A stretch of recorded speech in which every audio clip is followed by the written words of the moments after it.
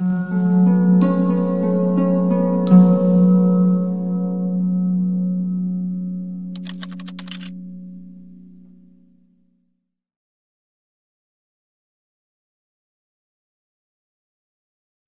లోకాల్లో ఉన్న మృత్యుదేవతలందరికీ మృత్యువుని ఒక కానుకగా ఇస్తూ తీసుకెళ్తున్న మృత్యుదేవతకి నమస్కరిస్తూ మనం ఈరోజు టాపిక్ చెప్పుకుందాం.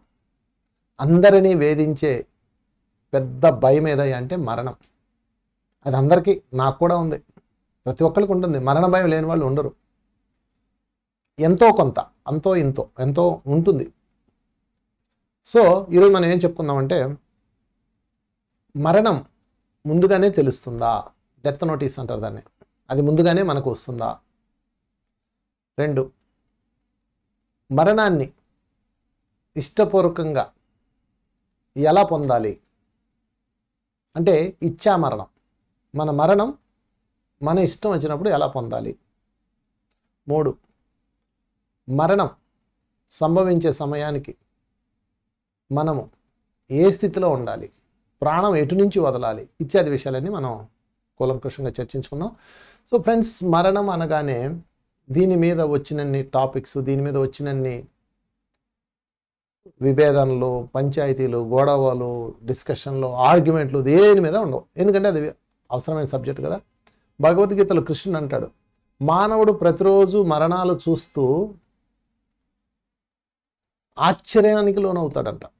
అంటే ఆశ్చర్యంగా మాట్లాడతాడు, ఆశ్చర్యంగా వింటాడు, ఆశ్చర్యంగా చూస్తాడంట. అంటే వాడు ప్రతిరోజు అన్నీ చూస్తుంటాడు, కానీ ఆశ్చర్యంగా ఉంటుంది. ఎందుకంటే ఎవరికి దాని మీద దృష్టి పెట్టడం ఇష్టం ఉండదు. అందుకే ఎవరైనా చనిపోయారనగానే మనం అవాక్ అవుతాం. సో మరణ భయం, మొట్టమొదటి పోగొట్టుకోవాల్సింది మరణ భయం. మరణాన్ని మనము భయం లేకుండా ఒక ఉత్సవంలాగా కావాల్సిన వచ్చినప్పుడు తీసుకోవడాన్ని మృత్యుంజయము అంటారు. అదే మనం పురాతన ఋషి తత్వం నుంచి వచ్చిన గొప్ప మంత్రం, మృత్యుంజయ మంత్రం. ఓం త్రయంబకం యజామహే సుగంధిం పుష్టివర్ధనం ఉర్వారుకమివ బంధనాత్ మృత్యో మృక్షే మామృతః. మృత్యుదేవత, నువ్వు వచ్చేటప్పటికి నేను సుగంధంతో ఉండాలి, పుష్టిగా ఉండాలి, అన్ని బంధనాలు పూర్తి చేసుకొని ఉండాలి, ఎటువంటి బంధాలు లేకుండా నేను నా ఇచ్ఛతో, అన్ని బంధనాలు అంటే గత జన్మలను అనుసరించి వచ్చిన కర్మబంధాలన్నీ పూర్తి చేసి ఉండాలి. అప్పుడు నా ఇచ్ఛతో మృత్యో మృక్షీయ మామృత, అప్పుడు నేను మృత్యు తన లోపలికి, తన ఒడిలోకి నన్ను తీసుకోవాలి, ఆ అమ్మ నన్ను తీసుకోవాలి. ఆ మృత్యు మృక్షి అంటే విడుదలనివ్వాలి, జనన చక్రం నుంచి విడుదలనివ్వాలి. అది నేను కోరుకుంటున్నానని చెప్పేదే మృత్యుంజయ మంత్రం. అయితే దీన్ని 100 సార్లు చదివినా, 1000 సార్లు చదివినా మృత్యుంజయం రాదు. మృత్యుంజయం అంటే మృత్యు లేకుండా కాదు. మృత్యుంజయం అంటే మన ఇష్టం వచ్చినప్పుడు శరీరాన్ని విడిచిపెట్టడం. సో దీని మీద మనం ఈరోజు కొన్ని పాయింట్స్ తీసుకుందాం. ఒక 6 పాయింట్లు చెప్తాను. అంటే మరణ భయాన్ని పోగొట్టుకోవడానికి ఏం చేయాలి. ముందుగా అసలు మరణం ఎప్పుడు వస్తుందో, ఎటు నుంచి వస్తుందో తెలియకపోవడమే అసలైన భయం. మామూలుగా మనిషి బతికి 75 ఏళ్ళు 80 ఏళ్ళు, పోనీ ఇప్పుడు కలియుగం ప్రకారం అయితే 75 80 సంవత్సరాలు బాగా బతికినట్టే. బతికేసి 80 సంవత్సరాలకి వాళ్ళు ఏదో ఒకటి చిన్న కారణంతో శరీరం విడిచిపెట్టారంటే అది అందరూ చాలా సహజంగా తీసుకుంటాం. అలా కాకుండా సడన్గా 20 ఏళ్ళకే 30 ఏళ్ళకే 40 ఏళ్ళకే హార్ట్ అటాక్తో టప్పని రాలిపోవటం, లేకపోతే ఏ క్యాన్సర్ వచ్చి వారం 10 రోజులు నెల ఉండి చనిపోవటం, ఇవన్నీ మనిషిని కలచివేసే సంఘటనలు. అందుకని కానీ ఒక గొప్ప విషయం ఏంటంటే, మన ఇల్లు పడగొట్టడానికి గవర్నమెంట్ డైరెక్ట్గా బుల్డోజర్ని పట్టుకొని రాదు. మనం గవర్నమెంట్ స్థలంలో ఇల్లు కట్టామనుకోండి, బుల్డోజర్ పట్టుకొని రాదు, 6 months నోటీసులు ఇస్తుంది. అయ్యా మీరు గవర్నమెంట్ స్థలంలో ఇల్లు కట్టారు, దీనిని మీ సమాధానం ఏంటని నోటీస్ ఇస్తుంది. అలాగా ప్రతి ఒక్కరికి నోటీస్ ఇచ్చి ఆ పని చేయాలి. సడన్గా రావడానికి చట్టం ఒప్పుకోదు. అలాగే మృత్యువు కూడా సడన్గా రావడానికి చట్టం ఒప్పుకోదు.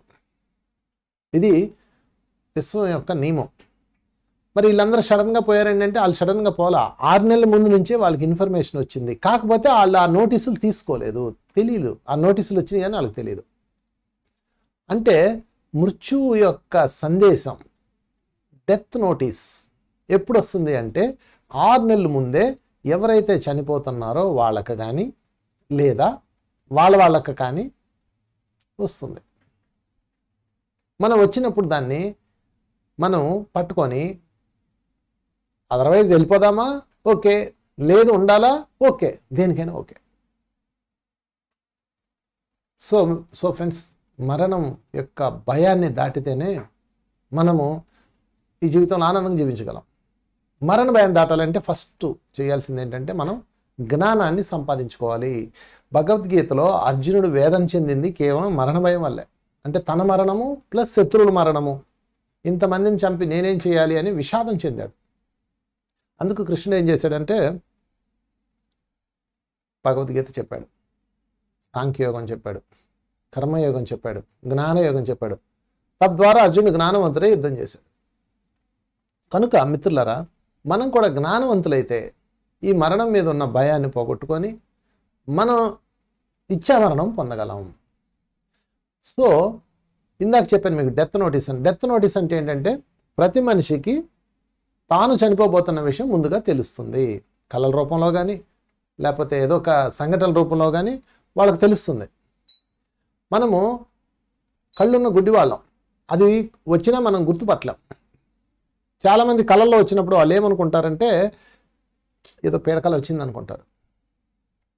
మీరు చనిపోయినట్లు కానీ మీ శవాన్ని మోస్తున్నట్లు కానీ ఏదైనా ఇన్ఫర్మేషను, వాయిస్ ఇన్ఫర్మేషన్, పిక్చర్ కళ్ళలో కనిపిస్తుంది. అప్పుడు మీరు ఏం చేయాలి? ధ్యానంలో కూర్చొని నా లైఫ్ ఇంకా నాకు కావాలి అని మీరు చెప్పచ్చు. ఆ ఆప్షన్ కూడా ఉంది. దానికి ఎక్స్పీరియన్స్, నా సొంత ఎక్స్పీరియన్స్ ఉంది, నేను చెప్తా. ఒకరోజు నాకు ఒక మిత్రుడు ఫోన్ చేశాడు. నాకు డ్రీమ్ వచ్చింది, నువ్వు చనిపోయావు, నేను మీ ఇంటికి వచ్చాను, నీ భార్య మీ అమ్మగారు ఉన్నారు, సో నీ పిల్లలు ఇంకా లేరు, నీకు ఒక బాబు అనమాట. అదే అప్పటికి నాకు ఒక బాబు ఉన్నాడు నీకు, వాడు కనపడలేదు, బట్ నువ్వైతే లేవు, ఏమాడంటే వంశీ లేడు, చనిపోయాడు అని చెప్పారు అని చెప్పేసి ఒక 15 సంవత్సరాల క్రితం జరిగిన సంఘటన ఇది అని చెప్తే నాకు ఒక్కసారి భయం వేసింది. వారి నాయన ఇదేంట్రా వీడు ఇలా చెప్పాడు, అందులో తాడే మాస్టరు. సరే ఏం చేద్దాం, మనకు తెలిసిందేంటి, మనకు తెలిసిన విద్య ఏంటి, ధ్యాన విద్య కదా. అంతే, ధ్యానంలో కూర్చున్నాను, ప్రగాఢంగా ధ్యానం. ఒక 20 నిమిషాలు, అరగంట, 40 నిమిషాలు డీప్లోకి వెళ్ళిపోయాను. శ్వాసను గమనిస్తూ గమనిస్తూ గమనిస్తూ శూన్యంలోకి వెళ్ళాను, ఆలోచన రహిత స్థితికి వెళ్ళిపోయాను. అప్పుడు నా కాన్షియస్ ఆలోచనలు ఎప్పుడైతే ఆగిపోయి మనస్సు శూన్యమైందో కాన్షియస్ యాక్టివ్ అవుతుంది.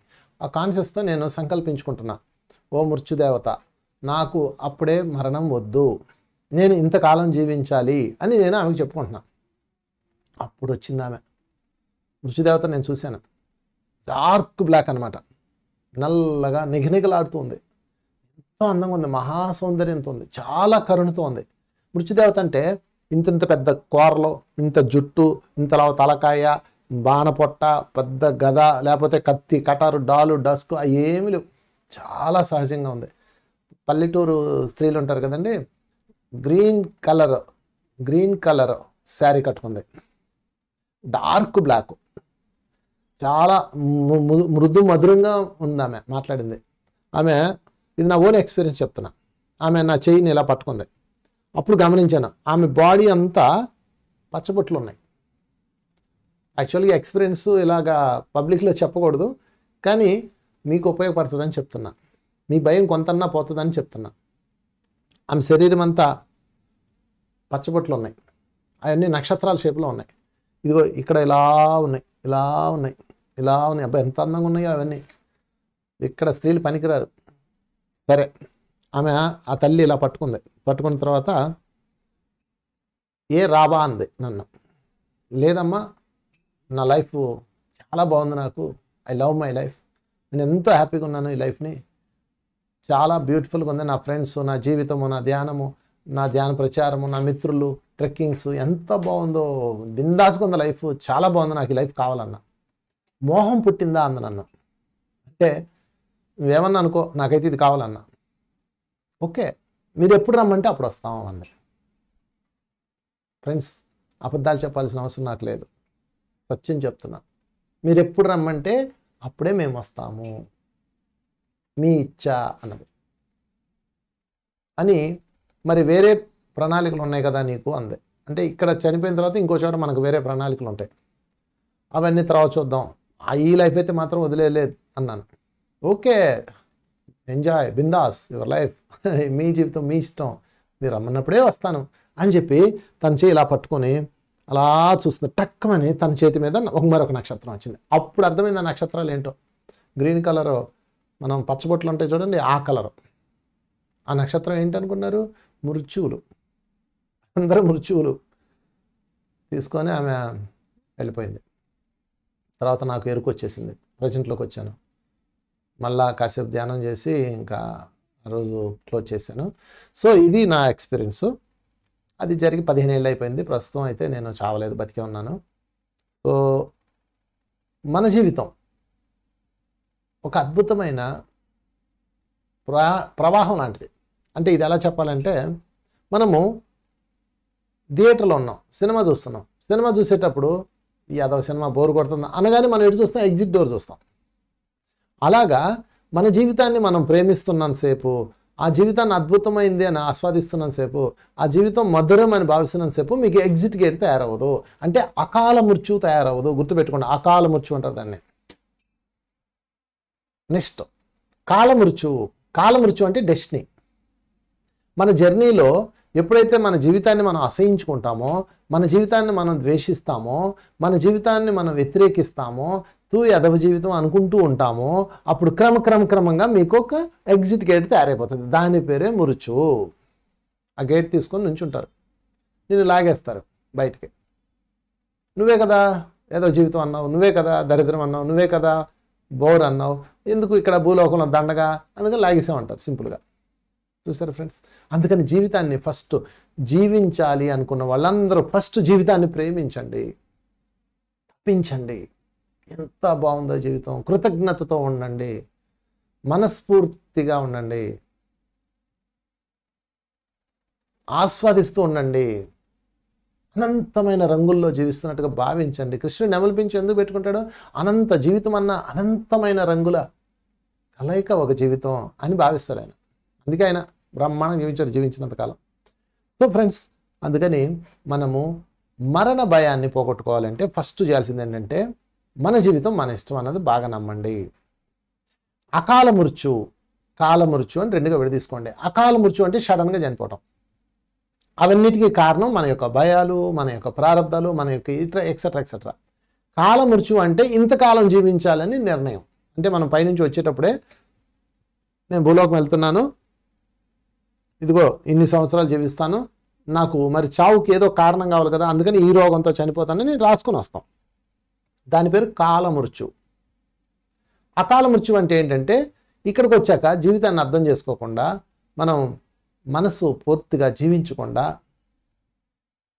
జీవితాన్ని విమర్శించుకుంటూ తిట్టుకుంటూ భూమికి భారంగా మారినప్పుడు వచ్చే దాని పేరు అకాల మృత్యు. అంటే డెస్టినీకి ముందే లాగేస్తారనమాట. ఒక ప్రయాణికుడు ప్రయాణం చేస్తున్నాడు, వాడు ట్రైన్లో వెళ్తున్నాడు. టికెట్ ఎక్కడ కొనుక్కున్నాడు? విశాఖపట్నం నుంచి ఢిల్లీకి టికెట్ కొనుక్కున్నాడు. హ్యాపీగా ట్రైన్ ఎక్కాడు. వాడిని ఎప్పుడూ ఏమండవు. వాడికి నచ్చినప్పుడు దిగిపోవచ్చు, లేదా ఎండింగ్ దాకా రావచ్చు. ఢిల్లీ దాటి రానివ్వరు, మళ్ళీ ఢిల్లీలో దింపేస్తారు. 80% ఢిల్లీలో దిగాల్సిందే, డెస్టినీ అనమాట. సో మళ్ళీ కావాలంటే ఢిల్లీలో టికెట్ కొనుక్కొని ఎక్స్టెండ్ చేసుకోవచ్చు, అది వేరే విషయం.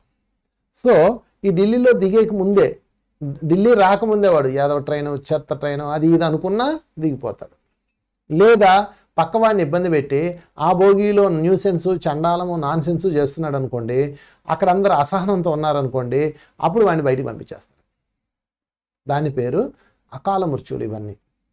అందుకే మనకి గుళ్ళో పూజారి గారు తీర్థం ఇచ్చినప్పుడు అకాల మృత్యుహరణం అంటాడు. మృత్యుహరణం అనరు, అకాల మృత్యుహరణం అంటే నీ దరిద్రమైన ఆలోచనలో పోవుగాక, నీ బుద్ధి లేనితనం పోవుగాక, నీ అజ్ఞానం నశించుగాక అని అర్థం. కాలమృత్యు ఫిక్స్డ్, అదే, దాన్ని ఎవరు మార్చలేరు. దాన్ని మార్చాలన్నా కూడా ఇందాక నేను చెప్పిన ఎగ్జాంపులే, అది కాలమృత్యు. అది కేవలం వాళ్ళు మాత్రమే మార్చుకోగలరు. ఇంకా కాలం జీవించాలని సంకల్పం పెట్టుకొని ముందుకెళ్ళచ్చు.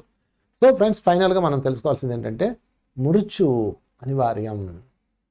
ఓకే, జననము మరణము ఈ రెండు తప్పదు. కానీ మనం మధ్యలో ఆ జీవితాన్ని మనం భయంతో, బాధతో, టెన్షన్తో, ఇరిటేషన్తో జీవిస్తున్నాం. మన కళ్ళ ముందు ఎవడో 30 సంవత్సరాలు చనిపోయాడు, గుండె అయిపోయి. మొన్నే రీసెంట్గా మిత్రుడు టాప్మని పడిపోయాడు. అరే ఇంకేముందని చెప్పేసి అందరం టెన్షన్ పడిపోతాం. మన గుండెలు చెక్ చేసుకుంటాం, ఎట్లా ఉందో పరిస్థితి అనుకుంటాం. కనుక అసలు ఈ జాగ్రత్తలన్నీ అవతల పారేయండి, ఎరుకుతూ ఉండండి. జాగ్రత్తలు అవతల పారేయండి, జాగ్రత్తలు తీసుకోకండి. ఎందుకంటే నేను నా జీవితంలో ఎన్నో మరణాలని, ఎంతోమంది జీవితాలు చూశాను. మేము హిమాలయాల టూర్ వెళ్ళాం, బై వాకు 200 కిలోమీటర్లు నడిచి 20 మంది వెళ్ళాం. అప్పుడు ఒక ఫ్రెండ్ ఉన్నాడు, వాడు ఈ రూట్ రాను చాలా డేంజర్ అన్నాడు. సరే అని మేము వెళ్ళాం.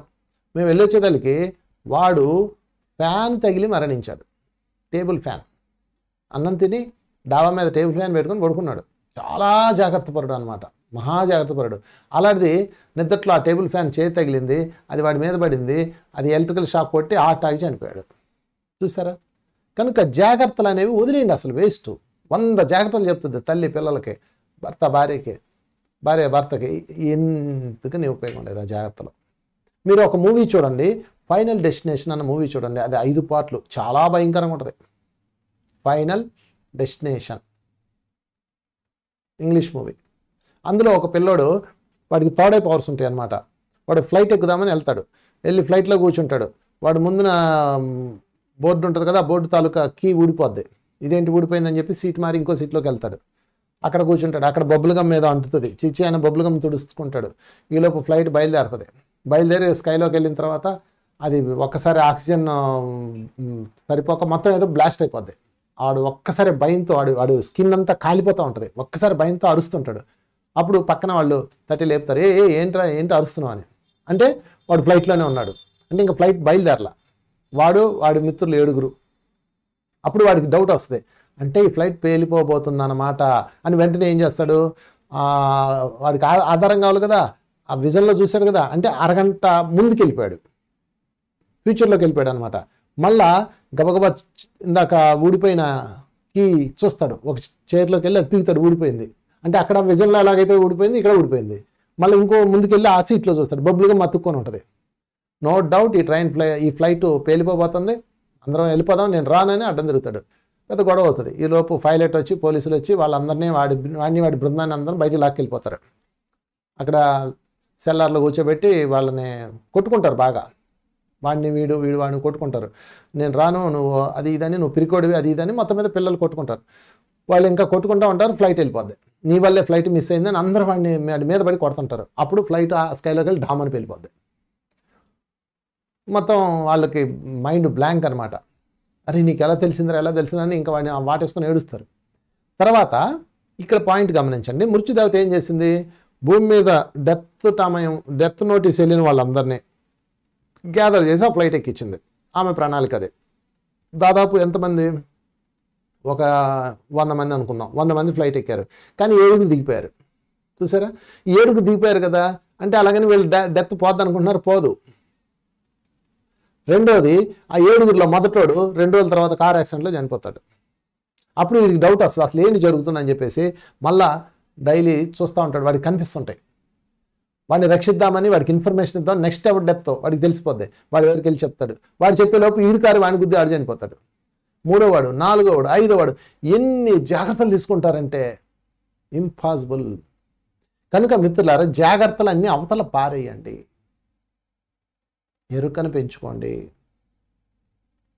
ఎరుక వేరు, జాగ్రత్తలు వేరు, రెంటికి తేడా ఉంది. ఎరుక అంటే అవేర్నెస్, జాగ్రత్తలు అంటే అర్థం లేనిది. మీరు ఎన్ని జాగ్రత్తలు తీసుకోండి. పరీక్షిత్ మహారాజు పాము కాటుతో మరణిస్తాడు. అది అతనికి వచ్చిన డెత్ నోటీస్. ఏం చేశాడు ఆయన, ఆయన ఇప్పుడెప్పుడే చావడానికి లేదని పెద్ద వంటి స్తంభం కట్టుకొని దానిపైన ఒక గ్లాస్ బిల్డింగ్ కట్టుకొని దానిలో కూర్చున్నాడు. 7 days మృత్యుంజయ మంత్రాలు మొత్తం హోరెత్తిచ్చారు. 1,00,000 మంది బ్రాహ్మణులతో యజ్ఞాలు, యాగాలు అన్నీ చేయించారు. అప్పుడు ఆయన 7th day ఒక బ్రాహ్మణుడు వచ్చాడు. అయ్యా, ఆ బ్రాహ్మణుని అందరూ చెక్ చేశారు, బట్టల్లో ఏమైనా పాములు ఉన్నాయా, పాము గారి చనిపోతారని వచ్చిందనమాట. పాములు ఉన్నాయా, ఇతను ఎవరో అని మొత్తం చెక్ చేసి అడుగడుగు చెక్ చేసి పంపించారు. అతను రాజుగారి దగ్గరికి వెళ్ళి, రాజుగారు స్వావార్ 7 రోజులు పూర్తయిపోయింది, మృత్యుంజయ మంత్రం దివ్యంగా చేసాం, పూజలు చేసాం, బ్రహ్మాండంగా చేసాం, ఇదిగోండి పండు తీసుకోండి అని పాలం ఇచ్చాడు. ఆయన ఆరెంజ్ అనమాట. ఆరెంజ్ పండు కానీ ఇది తీసుకోండి మీరు ఈ ప్రసాదం తింటే మొత్తం ఇంకా మీరు మళ్ళీ పూర్ణాయుష్లు అవుతారని చెప్తాడు. ఆయన పండు తీసుకొని దాన్ని ఇలా చీలుస్తాడు. చీల్చుకొని అందులో నుంచి ఒక చిన్న పురుగు వస్తుంది బయటికి. ఇలాగా ఒక పాకే పురుగు ఉంటుంది చూడండి, యాపిల్స్లో ఉంటుంది అలాంటిది. అది ఇలా బయటకు రాదు. దాన్ని చూసి ఆయన పాము అని చనిపోతాడు. మన కథల్లో ఏం చెప్తారంటే ఈ అందులోంచి పాము పెద్దది లేచును, ఇంత విశ్వరూపం చూపించి ఆ తక్షకుడు అనమాట, తక్షకుడు పరీక్షిత్ మహారాజుని చంపివేసను అని కథలు చెప్తారు. అంటే కథలు అలా చెప్తే కానీ అర్థం కాదు కదా. నిజానికి పరీక్షిత్ మహారాజు హార్ట్ అటాక్తో చనిపోయి ఉండొచ్చు. అంటే ఆ చిన్న పురుగును చూసి ఆయన హామ్ అన్నాడు. అంటే ఆయన కోణంలో అది పెద్దది, మన కోణంలో ఇదేంటి దీన్ని చూసి ఆయన భయంతో చనిపోయాడు అనుకుంటాం. అంటే మిత్రులారు ఇక్కడ అతను చంపింది ఏంటి ఆలోచించండి. పరీక్షిత్ మహారాజుని చంపింది ఏంటి? అతని మృత్యువు, మరణమే మరణానికి ఆన్సర్ అంటాడు ఒక మిత్రుడు. మరణం అంతే, మరణం వచ్చింది, డెస్టినీ. మృత్యుదాత ఆ రూపంలో వస్తుంది. మిగతా వాళ్ళందరూ పాత్రదారులు. అక్కడ ఏ పాము రాలేదు, ఒకవేళ వచ్చినా అది కూడా పాత్రధారి. కనుక అకాల మృత్యువు, కాల మృత్యు రెండు ఉంటాయి. అకాల మృత్యువుని మనం హరించి వేద్దాం, కాల మృత్యువుని తెలుసుకొని మార్చుకుందాం. ఇంత సులువో దానికి భగవద్గీత ఎన్నో మార్గాలు చెప్పింది. అందులోంచి నేను ఈరోజు మీకు 6 పాయింట్స్ చెప్తా. ఈ 6 పాయింట్స్ పట్టుకుంటే కనుక మరణ మృదంగం మారిపోతుంది. 6 పాయింట్లో మొదటి పాయింట్, ఆత్మసిద్ధి కోసం ప్రయత్నించండి. ఈ 6 నేను భగవద్గీతలోంచి సేకరించి మీకు అర్థమైనట్లుగా సులువుగా మార్చి చెప్తున్నా. ఓకే, మొదటి పాయింట్, మృత్యువుని, అకాల మృత్యువుని పక్కన దాటడానికి, మృత్యుంజయాన్ని సాధించడానికి 6 పాయింట్లు. ఇది నాకు కూడా నుండోయ్, నేనేదో తెలిసి మీకు చెప్పేస్తున్నాను అనుకోకండి, నేను సేకరించి చెప్తున్నాను. మీరైనా నేనైనా పాటిస్తే మృత్యుంజయం లభిస్తుంది. మృత్యుంజయం అంటే ఏంటి? మృత్యు లేకుండా ఉండడం కాదు. మృత్యుంజయం అంటే హాయిగా చేయాల్సిందంతా పూర్తి చేసి, అన్ని పనులు పూర్తి చేసి, ఆరోగ్యంతో, పుష్టిగా, సుగంధం, పుష్టివర్ధనం, ఊర్వారక, మెరుబంధనం, దోసకాయ పాద నుంచి దోసకాయ ఊడినంత సులువుగా శరీరాన్ని ధ్యానాలు కూర్చొని విడిచిపెట్టాలి. అందరికీ బాయ్ బాయ్ చెప్పేసి, అదే మృత్యుంజయం. అలా రావాలంటే అకాల మృత్యువు పోవాలి. అకాల మృత్యువు పోవాలంటే ఏం చేయాలి? 6 పాయింట్లు. ముందు అసలు దాని మీద ఉన్న భయాన్ని, దాని మీద ఉన్న క్లేశాలని తొలగించాలి. దానికి 6 పాయింట్స్ చెప్పుకుందాం. అందులో మొట్టమొదటి, ఆత్మసిద్ధి కోసం ప్రయత్నించండి. భగవానుడు చెప్తున్నాడు, కృష్ణ భగవానుడు, ఆత్మసిద్ధి. ఆత్మకు ఒక సిద్ధి ఉంటుంది. దేహసిద్ధి వేరు, ఆత్మసిద్ధి వేరు. ప్రతిదీ ఒక సిద్ధి అనమాట.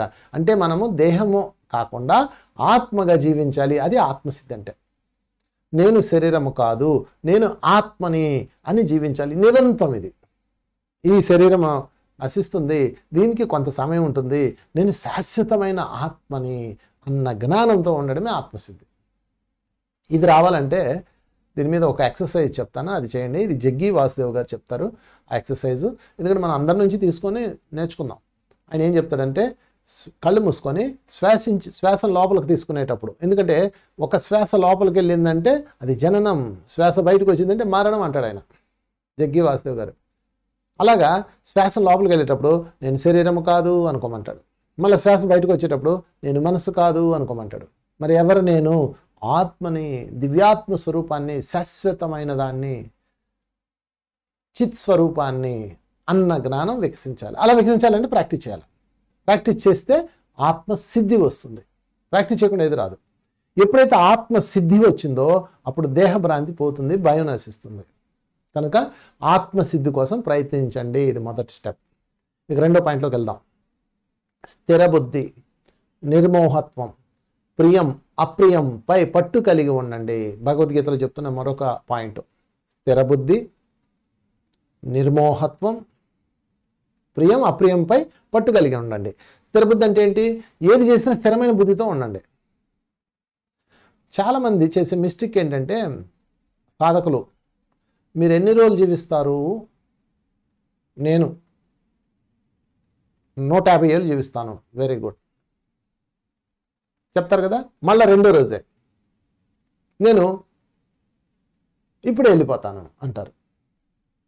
చూసారా? నాకు మరణంపై, నాకు జీవితంపై ఏమీ లేదు, నేను ఇప్పుడైనా వెళ్ళిపోతాను, నేను రెడీ అంటారు. అంటే ఎటు గాలి వీస్తే అటు ఉండకూడదు. మీరు ఎంతకాలం జీవించాలనుకున్నారో ఫస్ట్ మీరు ఫిక్స్ అవ్వండి. దాని పేరే స్థిర బుద్ధి. స్థిరంగా. ఒక ఆమె చనిపోయింది. వాళ్ళ అబ్బాయి నా దగ్గరకు వచ్చి, మా అమ్మగారు ధ్యానం చేస్తున్నాను, నేను మా గురువుగారు 150 సంవత్సరాలు జీవిస్తానన్నారు, నేను కూడా 150 సంవత్సరాలు ఉంటాను అని చెప్పింది. ఎందుకు చనిపోయింది అని అడిగాడు వచ్చి. ఆమె చనిపోయింది అనమాట. అప్పుడు నేను ఆయనకి చెప్పాను, ఎందుకంటే వాళ్ళ అమ్మగారు నాకు సంగతి నాకు తెలుసు కదా, అయ్యా పత్రిగారు 150 సంవత్సరాలు జీవిస్తాను అని చెప్పారు. ఓకే, చెప్పారు కదా, నిజమే ఆయన చెప్పింది. 150 సంవత్సరాలు నీ భూలోకంలో ఉంటాను అన్నాడు. ఎవరుంటారు నాతో అంటే ఆమె చేయెత్తింది. మళ్ళీ అదే పత్రిక రెండో రోజు నేను రేపే వెళ్ళిపోతున్నాను, ఎవరు వస్తారు నాతో అనగానే ఆమె మళ్ళీ చేయెత్తింది. చూసారా, అంటే ఒక స్థిరమైన బుద్ధి ఉండదు. గురువులు ఇలా పరీక్షలు పెడతారు మనకి. నువ్వు 150 ఏళ్ళు ఉండాలా అనుకున్నప్పుడు నేను 150 ఏళ్ళు ఉంటాను గురువుగా, నేను రాను అనాలా, ఎందుకనలేదు? చూసారా, అంటే మన యొక్క బుద్ధి మనకే స్థిరంగా లేనప్పుడు అది మృత్యు జయము ఇవ్వదు, అకాల మృత్యుహరణం వస్తుంది, లేదా డెస్టినీ పూర్తయిపోతుంది. కనుక ఎప్పుడైనా మీరు ఫిక్స్ అవ్వండి. ఫస్ట్ నేను ఇంతకాలం జీవించాలి, అది ఎవరికి చెప్పకండి. మీరు ఇంతకాలం జీవించాలనుకుంటున్నారో అంతకాలం మీ మనసులోనే ఉండాలి, ఎవరికి చెప్పకూడదు. అది పక్కాగా దాన్ని నమ్మండి. ఇంతకాలం జీవించాలి నేను మృత్యుదేవత అని ఆమెతో చెప్పుకోండి. ఓకే, ఇక రెండోది నిర్మోహం, మోహం లేకుండా ఉండడం. జీవితం పట్ల మోహం నిర్మోహంగా, అంటే ఇష్టం ఉండాలి, ఆనందం ఉండాలి, మోహం ఉండకూడదు. మోహం ఉంటే మళ్ళీ అదొక బంధం అవుతుంది, నిర్మోహత్వం. 3 ప్రియం అప్రియం, అంటే ఇది ప్రియమైన వాళ్ళు, వీళ్ళు అప్రియమైన వాళ్ళు అంటూ ఉండకండి. అప్పుడేమవుతుందంటే అప్రియమైన వాళ్ళ వైపు నుంచి ఒక ఎనర్జీ, ప్రియమైన వాళ్ళ వైపు నుంచి ఒక ఎనర్జీ వచ్చి మిమ్మల్ని బంధించేస్తుంది. అందుకని రెండో పాయింట్ ఏంటంటే స్థిర బుద్ధి, నిర్మోహత్వం, ప్రియం అప్రియంపై పట్టు కలిగి ఉండండి. ఇది రెండో రూల్. ఇక మూడో రూల్ సర్వస్వ శరణాగతిలో జీవించండి. థర్డ్ రూల్ సర్వస్వ శరణాగతి. సర్వస్వ అంటే అన్నిటి పట్ల, భగవంతుడి పట్ల శరణాగతి. ఏదో నేను చింపేస్తాను, నేను పొడి చేస్తాను, నేనే కింగ్ని, నేనే దేవుడిని, నేనే సృష్టికర్తని, ఈ ఒకదంపుడు ఉపన్యాసాలు డైలాగులు పక్కన పెట్టేసి సరెండర్నెస్లో జీవించండి. సృష్టిలో అందరూ అద్భుతమే, సృష్టిలో సమస్తం దైవమే, సమస్త అణువు పరమాత్మ స్వరూపమే అంటూ శరణాగతిలో జీవించండి. సర్వస్వ అన్నిటికీ అనమాట. అప్పుడు మన అకాల మృత్యు మాయమైపోతుంది. నువ్వు ప్రతి ఒక్కడికి విష్ణుమూర్తి అంతటోడే భృగు మహర్షి కాళ్ళు ఎందుకు పట్టుకున్నాడు? ఆయన సర్వస్వ శరణాగతిలో ఉన్నాడు. వసుదేవుడు అంతటోడు గాడిద కాళ్ళు ఎందుకు పట్టుకున్నాడు? కృష్ణుడు సత్యభామ కాళ్ళు ఎందుకు పట్టుకున్నాడు? అదే సర్వస్వ శరణాగతి, సరెండర్నెస్. భయాన్ని పోగొట్టేస్తుంది మిత్రులారా. ఎవరైతే భయాన్ని జయించాలనుకుంటున్నారో వాళ్ళు సర్వస్వ శరణాగతిలోకి వెళ్ళిపోవాలి. ఎవరో ఒకళ్ళు వెళ్ళాల్సిందే.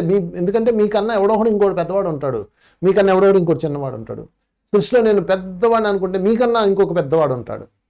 సృష్టిలో నేను అత్యంత చిన్నవాడిని అనుకుంటే మీకన్నా ఇంకో చిన్నవాడు ఉంటాడు. ఇంకెందుకు ఈ మాతబరు మై సెల్ఫ్? పిల్లలకు భయం వేస్తే ఏం చేస్తారు? గబాలమని తల్లి దగ్గరకు వచ్చేస్తారు. మనం ఏం చేయాలి అప్పుడు చెప్పండి? మన ఇష్టదైవంతో, ఇష్టమైన దైవం ప్రతి ఒక్కరికి వాళ్ళు ఉంటారు, కులదైవం, వాళ్ళని స్మరించండి. సర్వస్వం ఆ శరణాగతిలో ఉండండి. రాముడు ఇష్టమా? జై శ్రీరామ్ అనుకోండి. నాకు నారాయణ అంటే ఇష్టం, నేను ఎప్పుడు నారాయణ అనుకోండి. సర్వస్వ శరణాగతి, విశ్వానికి అంత సరెండర్నెస్తో ఉండడము, అది మీ మృత్యు యొక్క అకాల మృత్యుని హరించి వేస్తుంది. తర్వాత మూడో పాయింట్ జనన మరణ చక్రాన్ని సంపూర్ణంగా తెలుసుకోండి. ఫస్ట్ జనన మరణ చక్రంపై సంపూర్ణమైన అవగాహన కలిగి ఉండాలి. అసలు జననం ఎలా వస్తుంది, మరణం ఎలా వస్తుంది, జననానికి మరణానికి మధ్య వారధి ఎవరు రాస్తారు, ఇదంతా సంపూర్ణంగా మీరు తెలుసుకోవాలి. ముందు మరణం తెలుసుకోవాలి, దానికి ముందు జననం తెలుసుకోవాలి. పాస్ట్ లైఫ్ ఒకటి ఉందని, అది నిర్ణయం తీసుకొని వచ్చామని, ఇవన్నీ తెలుసుకోవాలి. తెలియకుండా భయమే ఉంటుంది మిత్రులారా, లేకపోతే జీవితం అంతా నిస్సారంగా ఉంటుంది. అందుకని నాలుగో పాయింట్ ఏంటంటే జనన మరణ చక్రాలపై సంపూర్ణ అవగాహన కలిగి ఉండండి. ఇక ఐదో పాయింట్లోకి వెళ్ళిపోదాం. 5 ఇంద్రియ విషయాలను అన్ని విధాలుగా నిగ్రహించండి. ఇంద్రియ విషయాలు, ఇంద్రియాలంటే మన ఇంద్రియాలు, పంచేంద్రియాలు ఉంటాయి కదా, వాటి విషయాలను, వాటి యాటిట్యూడ్స్ని అన్ని విధాలుగా నిగ్రహించండి. ఆపండి కాదు, నిగ్రహించండి. ఆపడం వేరు, నిగ్రహించడం వేరు. నిగ్రహించడం అంటే ఏంటంటే ఎస్ అనుకున్నప్పుడే రిలీజ్ చేస్తాను, కోపము అనుకున్నప్పుడు రిలీజ్ చేస్తాను, తాపం అనుకున్నప్పుడు రిలీజ్ చేస్తాను, ఇంద్రియాలకు సంబంధించిన ఆకలి అనుకున్నప్పుడే తింటాను, మాట అనుకున్నప్పుడే మాట్లాడతాను. నిగ్రహం అంటే మన చేతిలో ఉండడం, పూర్తిగా తీసేయటం కాదు. పూర్తిగా తీసేస్తే ఇంక బతికి ప్రయోజనం ఏంటి? వాడు 100 ఏళ్ళు 200 ఏళ్ళు ఉపయోగం లేదు. ఇంద్రియాలు ఉండాలి, కాకపోతే నిగ్రహంలో ఉండాలి. అప్పుడే అకాల మృత్యు ఆగిపోతుందని చెప్తుంది భగవద్గీత. అందుకని ఇంద్రియ విషయాలను అన్ని విధాల, చూడండి, అన్ని విధాలంటే అన్ని డైమెన్షన్స్లో నిగ్రహించండి. నేను ఆపగలను అంతే, నా చూపును ఆపగలను, నా మాటను ఆపగలను. అసలు ముందు మాటనే ఆపలేం. ఎవడన్నా వచ్చి మనల్ని ఏదన్నా అంటే ఇక మనం అన్కంట్రోల్లో అయిపోతాం. అన్ని విధాల అన్నాడు కృష్ణుడు ఇక్కడ, నిగ్రహించండి అన్నాడు. తర్వాత కనుక 5వ పాయింట్లో ఆ విషయం గుర్తుపెట్టుకోండి. ఇంకా 6వ పాయింట్లోకి వెళ్ళిపోదాం. మరణించే జీవుల యొక్క శాశ్వతమైన ఆత్మలను గమనించండి. ప్రతిరోజు మీ కళ్ళ ముందు మరణాలు జరుగుతుంటాయి కదా. ప్రపంచవ్యాప్తంగా ఒక రోజుకి 1,50,000 మంది చనిపోతారు పర్ డే. రామారామి అంతమంది టక్క టక్క టక్క టక్క రాలిపోతుంటారు కదా. మీ కళ్ళ ముందు ఏ జంతువు, కుక్కో, పావురమో, మనిషో ఎవరో చనిపోతారు కదా. దాన్ని నిశ్చితంగా గమనించండి. బాబోయ్ నేను చావును చూడను, నాకు భయం అని అనకండి. అలా భయాన్ని పెంచుకుంటూ ఉంటే అది ఎప్పటికైనా తప్పదు కదా. అందుకని దాన్ని చూడండి, నిశ్చితంగా గమనించండి. వాళ్ళల్లో ఉన్న శాశ్వతమైన ఆత్మను మీరు పట్టుకోండి. వాడి శరీరం అక్కడ ఉంది, ఆత్మ శాశ్వతమైంది. చక్కగా శరీరాన్ని అక్కడ పడేసి వాడు పైకి వెళ్ళాడు. మరలా ఇంకొక జన్మ తీసుకోవడానికి ఈ డొక్కు శరీరాన్ని వదిలేసి మంచి సుగంధ పరిమళాలతో మరొక దివ్య శరీరం తెచ్చుకోవడానికి వెళ్ళాడు. ఆత్మ వెళ్ళింది అని మీరు ఫస్ట్ దాన్ని గమనించాలి బాగా. ప్రతి ఒక్క మరణాన్ని చూడండి, కళ్ళు తిప్పుకోకండి. ఒక రోడ్డు మీద జంతువు చనిపోయినప్పుడు అయ్యో పాపం ఈ అయ్యో పాపాలు అనకండి. ఓహో తన మృత్యు తీసుకుంది, తనను తను క్లోజ్ చేసుకుంది అని మీరు దాని యొక్క నశించిపోయే దేహాన్ని చూడకండి. ఆ వెళ్ళిపోతున్న ఆత్మను చూడండి. ఊరికి ఊహించుకొని పోని అది ఇలా కొట్టుకుంటూ ఉంటుంది. ఏ జంతువు మనిషి ఇలా కొట్టుకుంటుంటారు కదా. మీరు వీలైనంత సహాయం చేయండి, అయినా నీళ్లు పోయండి, అయినా అలా కొట్టుకుందనుకోండి, అలా తలవాలు చేసింది అనుకోండి, okay RIP rest and peace అని దాని కళ్ళు ఇలా నిమిరేసి దానికి ఒక నమస్కారం పెట్టండి. దాని ఆత్మ అలా వెళ్ళిపోతున్నట్టు బాయ్ బాయ్ అనండి. అంటే మరణించే జీవులలో మనుషులు ఉన్నాయి, జంతువులు ఉన్నాయి, శాశ్వతమైన ఆత్మని గమనించండి మీరు. ఇంకా కళల్లోకి వచ్చేస్తాయి అవి. కళల్లోకి వస్తారు వాళ్ళు, చనిపోయిన వాళ్ళు చక్కగా మాట్లాడతారు. ఎన్నెన్నో ఉన్నాయి దాని మీద టాపిక్స్. మరణాంతర జీవితం అది ఆ సబ్జెక్ట్ అంతా. సో ముందు మరణించే జీవులు మరణ యొక్క వేదనని, అయ్యో పాపం చచ్చిపోతున్నా, అయ్యో నాయనో దాని ప్రాణం పోతున్నా, అయ్యో అన్నదే మనకు పెద్ద బంధం అయిపోయి మన దరిద్రంగా మారిపోతుంది. అలా అనొద్దు. ఓకే అది మరణాన్ని ఎంత గర్వంగా తీసుకుంటుంది, గ్రేట్, సైలెన్స్, నమస్కారం. ఆ శరీరము వెళ్ళిపోయింది, వెరీ గుడ్. ఆ శరీరము భూమిలోంచి శరీరం తీసుకుంది, ప్రకృతిలోంచి శరీరం తీసుకుంది, ప్రకృతికి ఇచ్చేసి తను దిగ్విజయంగా వెళ్తుంది, వీరోచితంగా వెళ్తుంది అని మీరు అలా ఫీల్ అవ్వండి. అప్పుడు మనం క్రమక్రమంగా మన మృత్యువు మీద కూడా మనకు ఒక పట్టు వచ్చేస్తుంది. సో ఫ్రెండ్స్ ఇది ఈరోజు టాపిక్. సో మరొకసారి 6 పాయింట్లు చెప్తాను.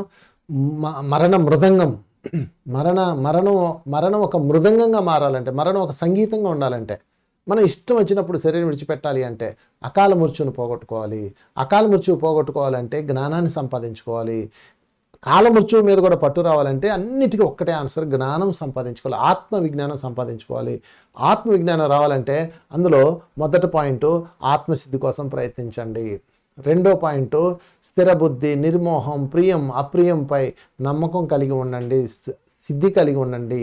తర్వాత 3 సర్వస్వ శరణాగతిలో జీవించండి. 4 జనన మరణ చక్రంపై సంపూర్ణమైన అవగాహన కలిగి ఉండండి. 5 ఇంద్రియ విషయాలను అన్ని విధాలుగా నిగ్రహించండి. 6 మరణించే జీవుల్లో శాశ్వతమైన ఆత్మని మీరు గమనించండి. మనందరం మృత్యుంజయాన్ని సాధిద్దాం. మనందరం కూడా ఇష్టం వచ్చినప్పుడు చక్కగా జీవించి జీవితాన్ని ఇంకా చాలు అంటూ ధ్యానంలో ఆరోగ్యంతో ఆనందంతో అన్ని బాధ్యతలు పూర్తి చేసి చక్కగా కాలమృత్యుని సంతోషంగా ధ్యానంలో కూర్చొని శరీరం విడిచిపెట్టాలి. అలా అందరం మృత్యుంజయం సాధించాలని నేను ఆ ఈశ్వరుని కోరుకుంటూ థ్యాంక్ యూ వెరీ మచ్.